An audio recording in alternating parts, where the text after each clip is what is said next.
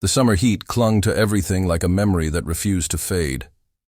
I had just finished my first year at community college and was spending the break at home, trying to figure out where my life was heading. My older brother Mason returned from his university a week later, bringing with him his longtime best friend, Liam. I remembered Liam from years ago, loud, tan, effortlessly cool. But time had changed him. Or maybe it had changed me. He was taller now, broader in the shoulders, quieter in his confidence. His laugh still carried that familiar rise, but something about the way he moved now held a kind of ease that made it hard not to stare.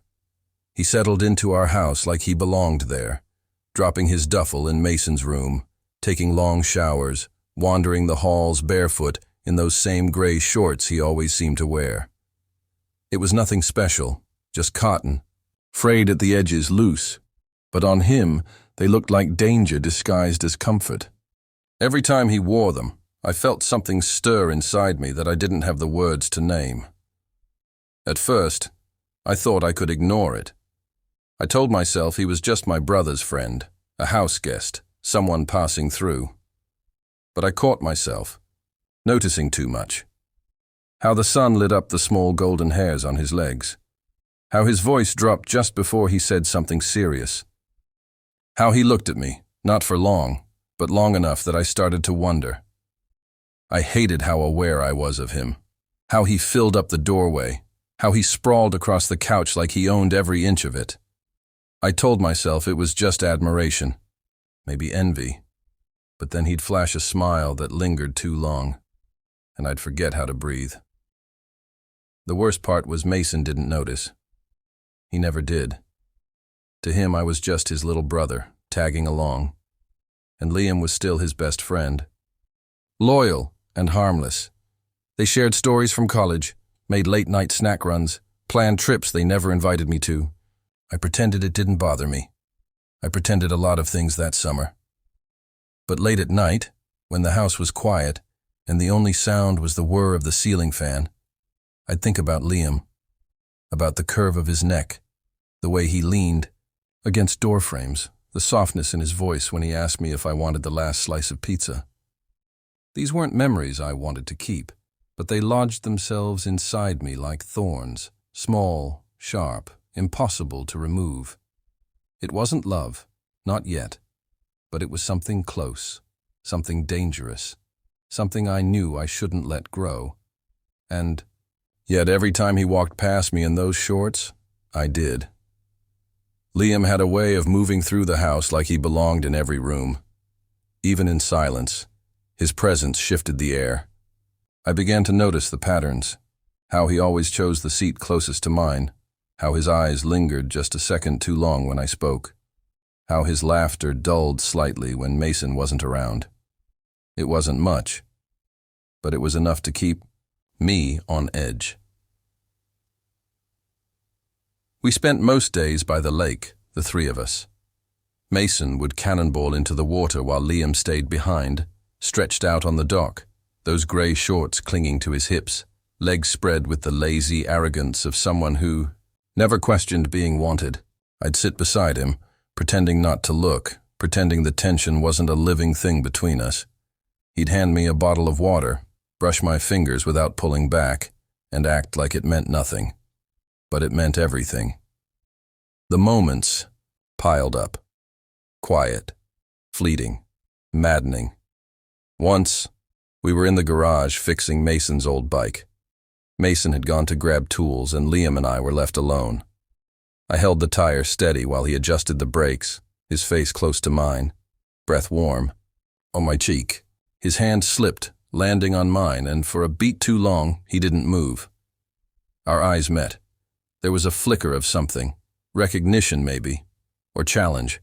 I didn't look away. I couldn't. The air felt tight between us, heavy with words, unsaid.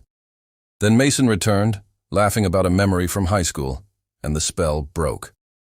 Liam stepped back like nothing had happened, but I felt the absence of his touch long after. That night, I lay in bed, staring at the ceiling, the garage scene playing over and over in my head. I didn't know what Liam was thinking. I didn't know what I wanted from him. Maybe just a sign that I wasn't imagining all of it. The worst part wasn't the longing, it was the guilt. Every time I let my eyes follow him across a room, I betrayed Mason in a way I couldn't explain. He trusted me, he trusted Liam, and trust, once broken, didn't grow back the same way. But Liam made it hard to hold the line. He knew things. About me, Mason didn't. Like how I hated thunderstorms, or how I always tapped my thumb when I was nervous. He remembered small things, and each one made me feel seen in a way that was both beautiful and unbearable. I began to dread being alone. With him, not because I didn't want it, but because I wanted it too much. Every shared glance chipped away at the walls I tried to keep up. Every brush of his hand whispered a question I wasn't brave enough to answer. And still, he wore those damn shorts, like a dare I was getting closer to accepting. It happened on a Wednesday night, the kind where the air outside was too thick to move and everyone seemed too tired to speak. Mason had gone to bed early, worn out from a day on the lake, leaving just Liam and me in the living room, the TV casting, flickering shadows on our faces. We didn't talk much. The movie played in the background, but I couldn't tell you what it was about. I was too aware of him, his shoulder an inch from mine, the rise and fall of his chest, the way his fingers drummed softly on the couch cushion between us. At some point, he stretched, his arm grazing mine. He didn't apologize. I didn't. Move. The silence between us was loaded, but neither of us dared to break it. There was a strange comfort in pretending nothing was happening while everything was happening all at once. Then, out of nowhere, he spoke. "Do you ever feel like you're not the person everyone thinks you are?" he asked, voice low, almost hesitant. I turned to him, caught off guard by the honesty in his tone. "All the time," I said. He nodded, eyes on the screen but not really watching. Mason's always had this idea of me, like I've got it all figured out, but sometimes I don't even know what I want. I swallowed. My throat felt dry. I think most people feel that way. They just don't say it. He looked at me then. Not in passing, not like before. This was deliberate. There was something soft in his gaze, something I didn't know how to name without giving myself away. "I notice things," he said. "You're quieter when Mason's around. You're not quiet when it's just us." I didn't know what to say to that. My heart beat too loud. I could feel it in my ears. "I'm not trying to mess with you," he added quickly. I see you." Those 3 words stopped time. I see you. Not the younger brother. Not the extra shadow. Tagging along, he saw me. My hand was on the couch, inches from his. I didn't think. I didn't breathe. I just let my fingers move, slow and unsure until they brushed against his. He didn't pull away. The quiet stretched between us like a held breath. Then we heard footsteps upstairs, Mason's door creaking, the floorboard outside his room groaning under his weight. We jerked apart like we'd been burned. Liam stood, rubbed the back of his neck, and mumbled something about heading to bed. I watched him go, the gray fabric of his shorts catching the glow of the TV as he disappeared down the hall. The moment was gone, and yet it stayed with me. A single glance, a half-touch, a whisper of what might have been. Nothing had happened, not really, but everything had changed. The days that followed were filled with a silence that wasn't empty, but full, like the air before a storm. Liam and I avoided being alone together, not out of discomfort, but because the memory of what nearly happened that night clung to us like humidity. It changed how we moved, how we looked at each other, how carefully we chose our words when Mason was around. Mason, oblivious as ever, made plans for one last road trip before summer ended. He wanted to take us to a cabin by the mountains, just the 3 of us. Liam hesitated, glancing at me for a fraction of a second before agreeing. I didn't trust myself to respond at all. We left early on a Friday morning. Mason drove. Liam took the passenger seat. I sat in the back, staring at the reflection of Liam's profile in the window, counting the miles in silence. We arrived at the cabin just before sunset.